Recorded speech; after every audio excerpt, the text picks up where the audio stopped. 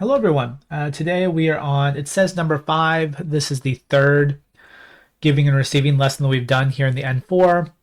We had two more way before that. Yeah, let's get this one knocked out and we should be done with giving and receiving. So it'll be a slightly shorter lesson because as you'll notice, we're kind of doing the same thing. Already, if you look at the screen in front of us, you'll notice, hey, these all kind of look the same. We're going to talk about 4 forms of requests. And this one, it's the receiving end of thing, not the giving. And you're going to see that all of them are very similarly shaped. They're all going to start with the te form of whatever verb we're requesting. We have the ka at the end. And then if you notice, we have two styles of verbs coming in the back. We have some that are ending with the polite negative, the masen. And then we have the deshoka. Although interestingly, there's a negative form before that. So in short, we have a te form, we have a negative verb, and then we have a ka on the end of it. As we look at each one by themselves, we get a better feel for what each of them mean. Although most of them, the cool thing about this is most of them you can kind of swap them out. They have very small nuances in how they're used, or the politeness levels rather, but in the end, they're all communicating the same thing, which is, please do this for us.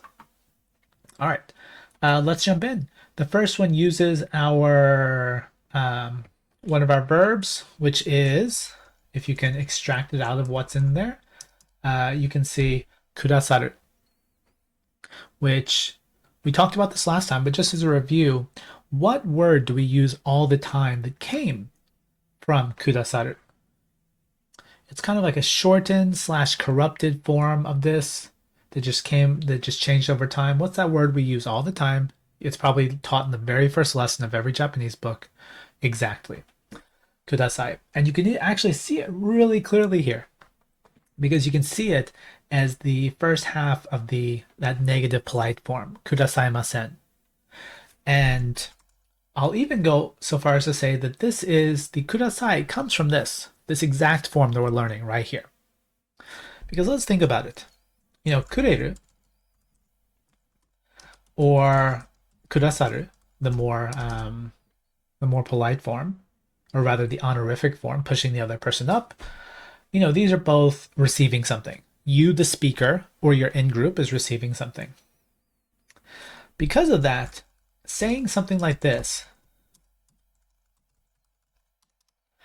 kuremasen, or in this case, kudasaimasen, is not something that you ever say. Like how the chance that you would say this in Japanese is so low, because why would you say in a polite form, I do not receive this from you, or you do not, not even past tense, but you do not do this for me. It's just not something that comes out. However, this kudasaimasenka does. And presumably, over time, the masenka just got dropped and the kudasai remained. So let's take a look at what's actually going on here. Because it's an invitational form, you might initially be inclined to say, wait, are we inviting them to do something? Like, hey, I'm inviting you to do this for me. How lucky you are to do this thing for me.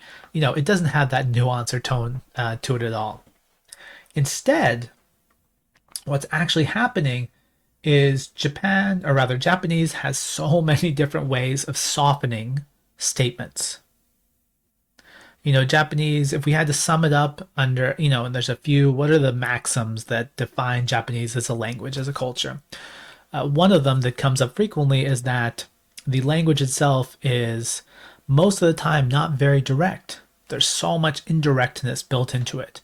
You very rarely say, do this for me. You say, if we were to switch over to English, you wouldn't even say necessarily, please do this. You'd say, could I have you do this? Would it be possible if you could do this for me? And we would add so many different words on to hedge our request and hint that what we're asking the other person is placing a burden on the other person, even if it's one that's expected of them. For example, a customer asking an employee to check something. Even given that expected transaction, you still step back your request and say, oh, I'm so sorry, I'm burdening you, but could you do this for me? Could you look this up for me? And Japanese, has tons of that. And that's where the invitational form comes in. What is an invitation? You know, Ultimately it's a request that someone does something with the opportunity for them to say no. If you say, for example, if you say this, you might recognize this as the Japanese name of the. This is dating me a little bit. It's an older movie called Shall We Dance? And the idea behind an invitation is someone could say, "No, we shall not. I'm not dancing with you." And an invitation allows a yes or no. And so here, when you're requesting that someone do something, you're using the invitational form to, even if they don't really have a way to say no, even if it's socially expected for them to respond to you, the formation of the request is lighter because it kind of includes that you can say no if you want to. Now, in 99% of situations, no one's going to say no, but the wording is softer. So hold on to that. So you might think of it as, would you please do? So compared to our take kudasai that we've learned before, which is please do this. In English, you might step that back. Would you please do this? And that is a bit closer in terms of tone. So let's take a look at a few examples. The formation for this and everything else we're going to learn is going to look exactly the same. All the stuff in the front, the actual thing that we're requesting that they do, is going to be formed exactly the same, ending in the te form of the verb. It's just what are we sticking after that? So here we have, let's look at the first one. ドアを閉めてくださいませんか? So instead of saying, please shut the door, you're saying, oh, would you please shut the door? There's a lot of formality to it. And compared to the te kudasai that we've learned in the past, as we noted in the previous lesson, kudasaru it's got kind of an up pointing to it. Or rather, if you look closely at the kanji, it's more that you're down. They're doing something down to you. Why are they doing it down to you? Because they are higher than you. And kudasaru focuses on the action of the person doing it, not the receiver. So this one's saying the person that's higher is doing something down towards you.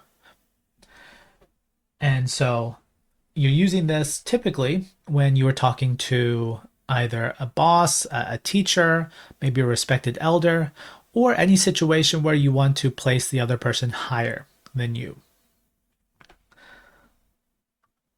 Similarly, this might be, I can see this definitely in a business to business transaction.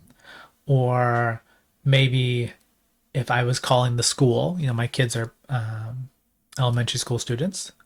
And if I needed to ask them to call me, I said, oh, the person is busy, or you're busy right now. Could you please call me again later? I might say this. 電話をしてくださいませんか? And so again, this is probably not something that you, the learners that are listening to this, it's not something you're going to use all the time.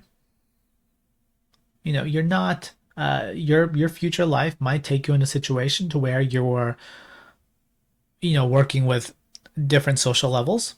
And if you do, great. It's the best way to learn Japanese is to, be thrown into that mess. But if not, you'll probably hear this more often, someone else saying it to you. And especially in a service industry situation. You as the customer, you as the guest, whether at a store or at someone's house, you'll be more likely to hear this. So more likely you'll hear it coming, but even if you can't remember what all those little bits and pieces mean, you're still going to hear that kudasai right in the middle of it and think, oh, okay, they're asking me to do this. Now, I'd say that this lesson's already finished. The pattern we just learned, we are just, changing it just a little bit for the next few patterns. The next two come as a pair. And you see if you can kind of extract the two verbs that are inside of that. What verbs can you see in there? What are the base dictionary forms, the ones you look up in the dictionary? What do you see inside of it? Inside of those two statements? You'll have to make a small change. There's no copy pasting here.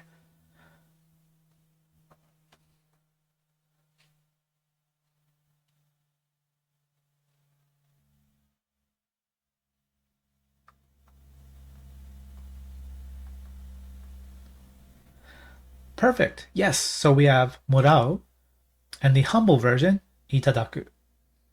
Now, before we continue, let's remember we talked about this before, but kudasaru, the one we just did, it's talking about the giver and it's raising them up. These two, morao, focuses on the receiver, and in the case of itadaku, it's lowering the receiver down. So kudasaru focuses on raising the other person. Morao doesn't have a lowering sense, but itadaku works on lowering yourself being the person speaking. Now, so two people told us morao and then itadaku. But we don't see that. You actually don't see that on the screen in front of us. What do you see? What form of those two verbs are in front of us? Now, I'm not talking about the invitational form because we already talked about that. There's something else that's been changed here. Because I don't see the u anywhere. In fact, I see e, morae, and I see itadake. The a and the k, what are those? What's going on there? Not the causative. You're close, because the causative also uses an A, like in the steps, it has an A form. But you don't have that sa, like sase. But you're very close. There we go. The potential form. These are the potential form. So what's going on here? Now before, we had, I completely understand. Grammar terms, I've been a teacher, like a language teacher for the majority of my adult life. And I'm going to be direct with you. I hate grammatical terms. They just don't. I can remember some of them, but other people will explain something using grammatical terms, and I know the sentence. I can break down the sentence, but I can't use that language. I can't refer to the different pieces of the sentence, but I understand it implicitly and deeply. So if you don't know those terms, then you have company. you're with me. And yeah, you can think of it as the can form. That's fine. Other people will say, well, that's not accurate, but it works, right? Anyway, so real fast, does anyone remember? It's no longer on the screen, but when I was talking just a few panels ago about this, kudasaimasen ka? What's the English word I used at the beginning of the sentence? Does anyone remember? Would. Yes. I mean, would you please, but would. That's what I want to focus on. Would. So, taking that as a big hint, would. We're not using would in these sentences. What do you think we're going to use now? Can we tweak would just a little bit and make it into something else? Could. There we go. This is, and what do you think? Do you think this is, more or less direct than the one we just had a second ago? More direct or less direct?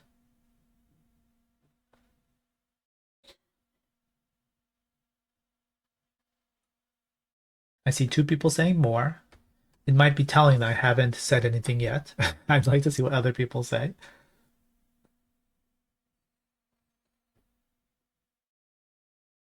There we go. The last person either knew the answer or they are. Do you, this is a side note, but since today's lesson short, let me teach you something really cool.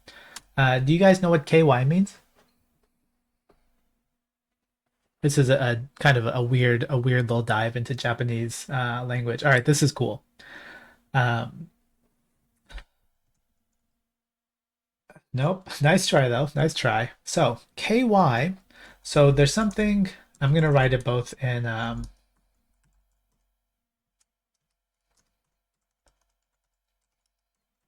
one sec. Now this is not what KY means. I'm just giving the basis for us.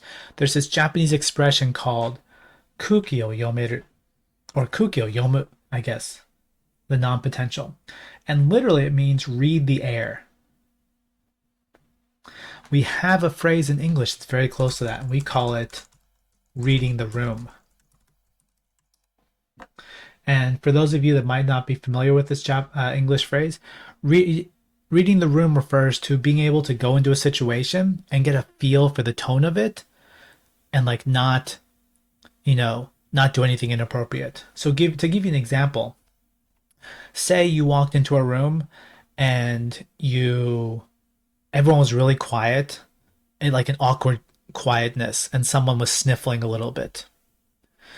If you can kuki o yomu, if you can read the room, you would think, oh, something bad just happened, right? Because everything's quiet, someone's crying a little bit.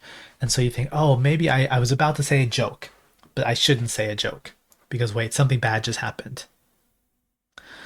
However, someone that can't do that, and in English, or in Japanese, we call that kuki o yomenai, or, and they say this, KY. They'll say KY using the English letters.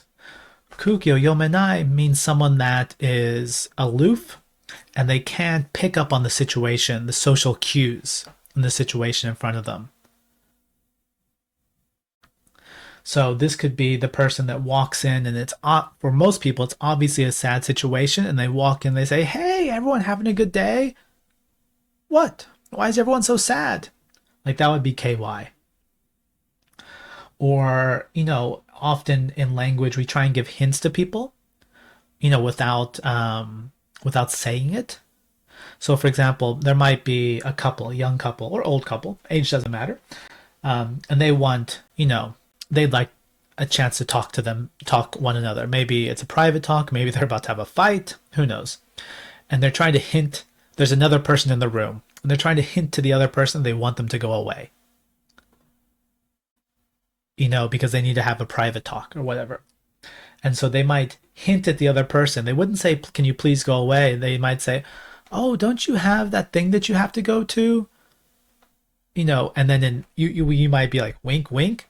And the other person say, "No, no, I'm good. I have plenty of time. I can stay here." That would be KY, not being able to read the room. So it does come up in Japanese. It's a fun little nugget. Anyway, I feel that going back to our original question, that that person was not KY. They picked up on my hint by two people said more, and I didn't answer. I was waiting. I was like, let's see what other people have to say. That's like hint, hint. Maybe that's not the correct answer kind of thing. But now that you see KY, if you see it spelled that way, just KY, two capital letters, that's what it's referring to. Is kuki omenai. Okay, back to the lesson. So, in using the potential form here, what's happening is by doing this, you are stepping back even further. Because before it was a request, it was, would you do this for me? Here you're saying, could you do this for me? So not only are you lessening your request by making an invitation, having a yes, no, but then you're stepping it back so you're not even sure if they're not capable as in the like they're not, they're not smart enough to do this or whatever. Not that. But maybe they're not in a situation to be able to do it. For example, they're busy. It's like, I'm not sure if you're busy or not, but if you're not busy, could you do this? So using the potential form steps it back even further. And so by being even less direct, you're being more polite because you're acknowledging the burden that you're placing upon them. So here, the only difference between these two, the ones on the screen, is that moraemasen ka you would use if you don't need to create that social distance, difference with the other person. You're talking to a friend. Although with a friend, you wouldn't be this polite. Someone that you need to be polite with, but they're still kind of at the same level as you. So maybe a work friend that's not your boss, but you still want to be polite with them. The other one, itadakemasen ka, is where you are speaking and there is a difference. And this one, this te itadakemasen ka that I'm highlighting on the screen, now that you know it, you're going to hear it a lot if you ever come to Japan. This is what people use to ask you to do just about anything in business related situations. And so if I need to sign my name, they're asking me to do it this way. Could I please have you sign your name? Could I please have you sit down? Could I have you wait, please? All of these will fall into this category. And so you hear it a ton because the person, the worker at the store or the person at the restaurant or whatever, they're going to use this because they want to lower themselves and then effectively raise you, the customer, or you, the guest, up. So let's take a look at a few examples. This first one might be one that you use towards someone else. You say, hey, could you possibly help me? You might not even have time to help me, and if so, that's okay. But if you have time, could you help me? It's got that kind of feeling built into it. So, ちょっと手伝ってもらえませんか? Can you help me for a bit? Could you help me for a bit? Is that okay? Kind of feel. And like I said, moral, the moral, that's built in there, we're at the same level, relatively. But you're still being polite. It's good to be polite when you're asking someone for something.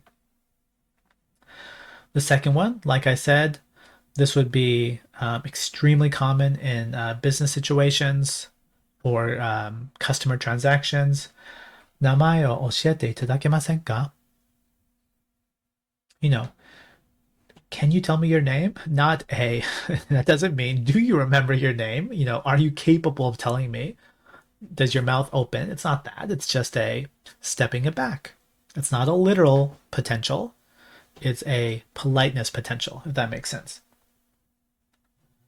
And of course, I don't think you would ever translate it this way. Could I receive the favor of you teaching me your name or telling me your name?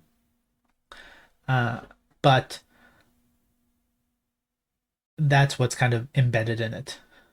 And small side note, for those of you that visit Japan or live in Japan in the future, this is probably the most common mistranslation that I hear from Japanese people trying to speak in English. Because look at the second sentence. This is an interesting thing.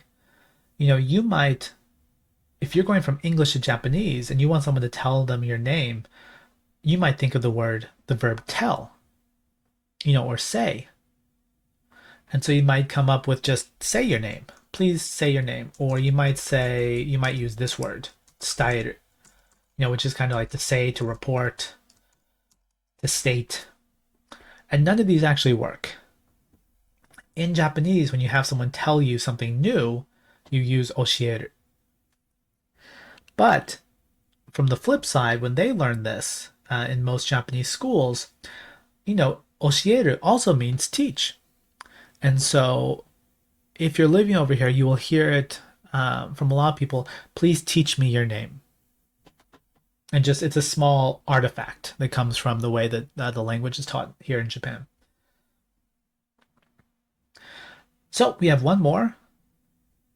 Oh, we already talked about that. We have one more and then we're done. And like I said, the formation here is still exactly the same as the ones we've done before.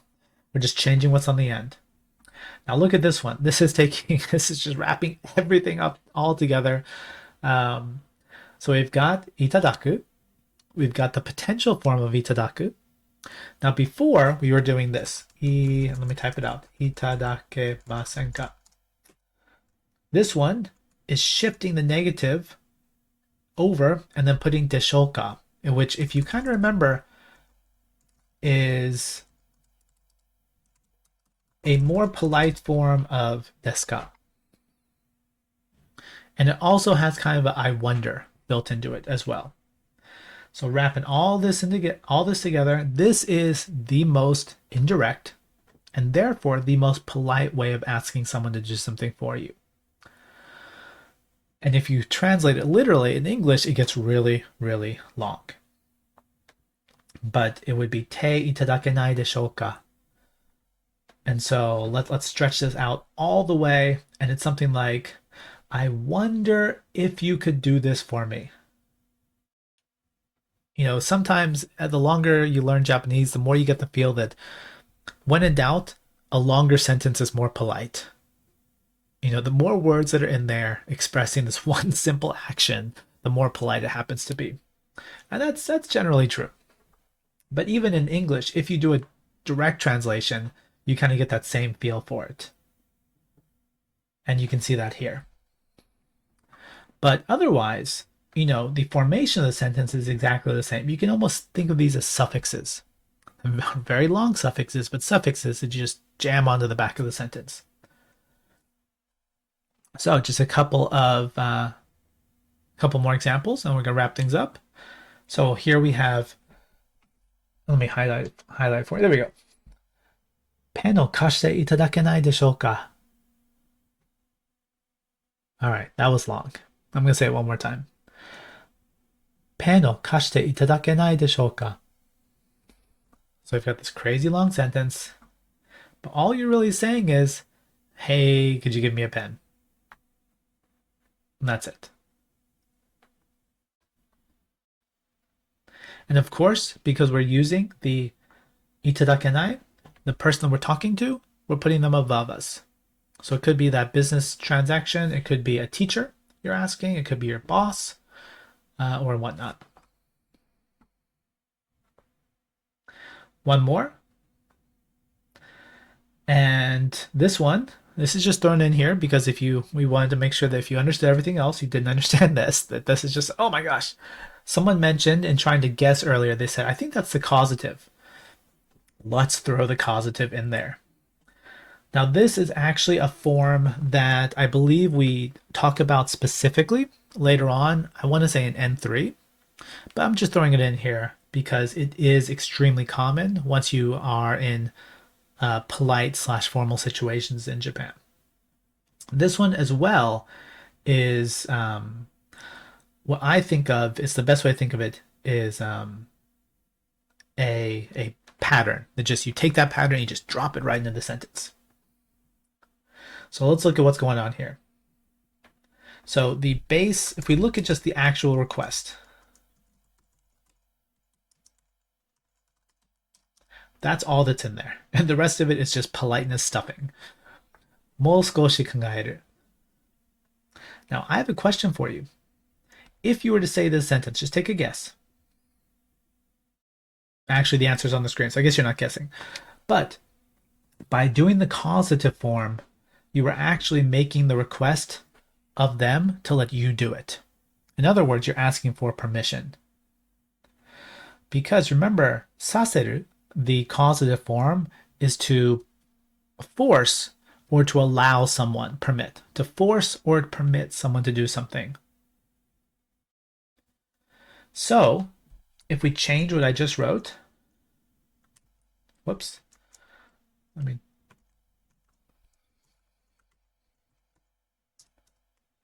もう少し考えさせる.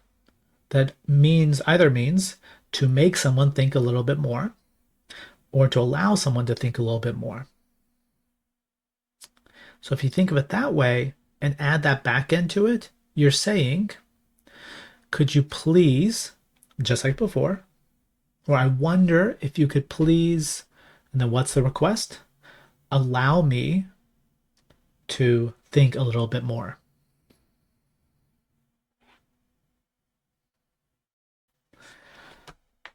And so ultimately, you can use the causative form to request permission for something. And like I said, this is not something that we're going to talk about in depth here, and I do not think it will pop up in the quizzes for this lesson.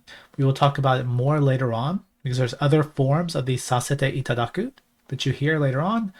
But it's, we just threw it in here so you can say, oh, I've heard that as well.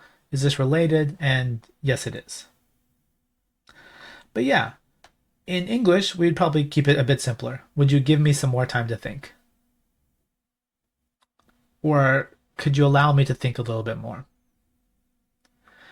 And here, in the actual Japanese translated word for word is closer to this. Could I please receive the favor? That's the itadaku of being allowed to think a little bit more. But of course, we're not going to translate that way. So it it is exhausting to use all this. And fortunately, because once you get used to it, you feel like there's a lot of patterns that you're repeating. It actually isn't too bad when you're here living in Japan using it. But just as kind of not a summary, but just a don't worry, uh, or hopefully intending for you to not worry about this. There are books here in Japan about Keigo being the honorific language, as in, this is not something the Japanese people have an easy time with either. These are high school graduates starting to do part-time jobs, or possibly in high school, although you don't see too many high school students working, some, but not a lot. But university students working for the first time, or fresh out of university, and they're thrown into the business world. They're a fresh employee and they need to learn this stuff. They'll pick up one. Not everyone, but you'll see these books like How to Speak in Business Speak, and it's all based around these elaborate, super long, 15,000 word sentences that just mean please in the end. But by doing all that, it lets them add various layers of directness or indirectness or softness to the requests, which, might seem superfluous for us as learners, but it is important here in Japan and Japanese. Anyway, that's it for today's lesson. As I said, it was a bit short, but we were kind of picking up the scraps, so to speak, of our giving and receiving series. And so don't forget that if you need to look at this later on, if you're here today, you can always check it out inside of Renshu. Underneath, you can't see the menu here in the recording, but you can see me popping my menu out.